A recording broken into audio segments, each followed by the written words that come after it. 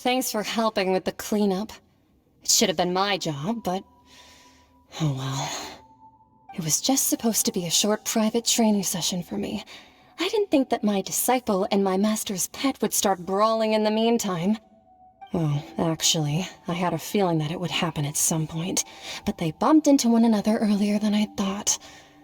What a blunder. I suppose I'll have to swing my sword 3 million times as penance. That power. Who are you exactly? Paimon has an idea. From what she said earlier, she must be Child's master. Skirk, right? It's just that he gave us the impression that she was the less talkative person. I simply did not have anything to say to the weak.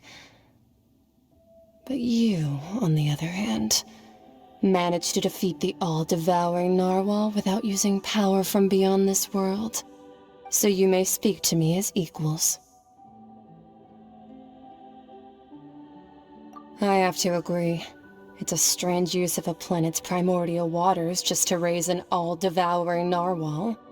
That kind of power is wasted on it. It's not cooperative. It eats too much. And I have more important things to do with my time than pet sitting.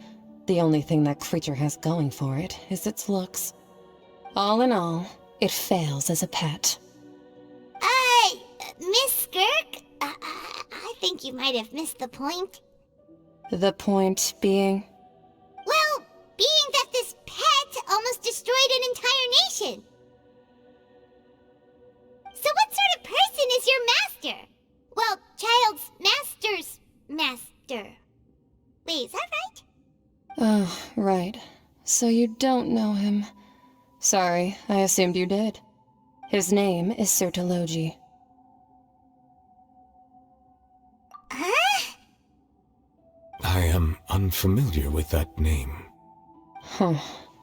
So Master isn't sufficiently famous. How should I describe him, then? Have you heard of the name The Fowl? The Fowl? Still nothing? Well, how about The Visionary? Vetterfalnir, then?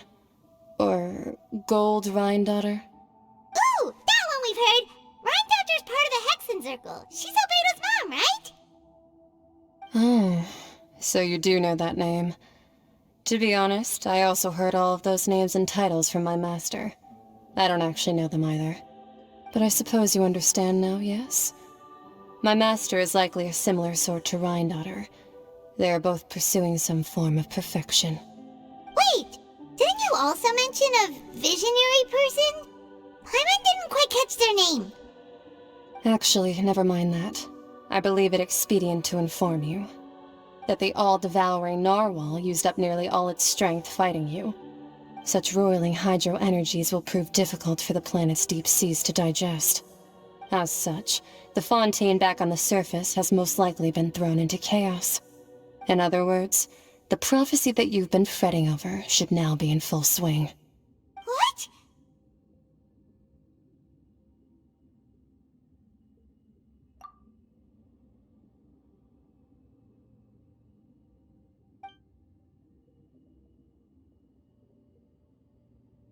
Not to worry. Focalor has already managed to deceive the heavenly principles. Well, we're going to head topside to see what's going on. You hurry over soon as well, all right, Neuvillette? Whoa! What next?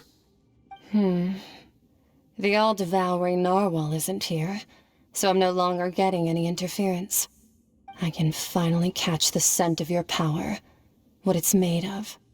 It is the authority of the planet's primordial dragons, but with something very similar to a god's curse mixed in. It's quite a novel blend. I'm sure I've encountered something like this before. What was it again? I do not know what you speak of. Ah, of course. How could I forget? You should have the remains of the third descender on your person, yes? Remains? I've never heard of any such thing. Huh. According to your parlance, I believe it may be called a gnosis. Well, that much is true. After Focalor's divinity faded, she handed her gnosis to me.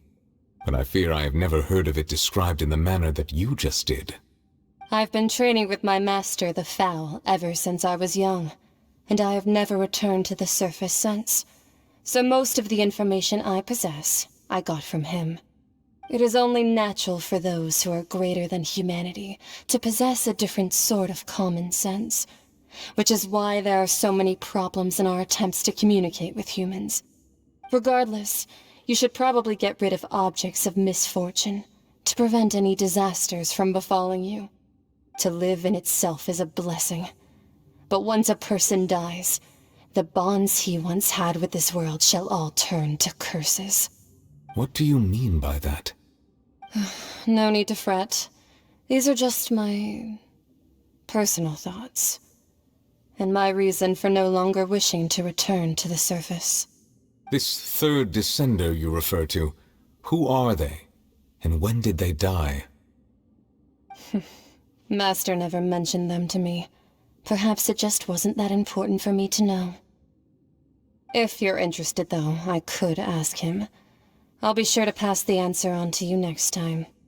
Next time? You believe we will meet again? I do. Wait. I have a disciple of my own, don't I? He can be the messenger then.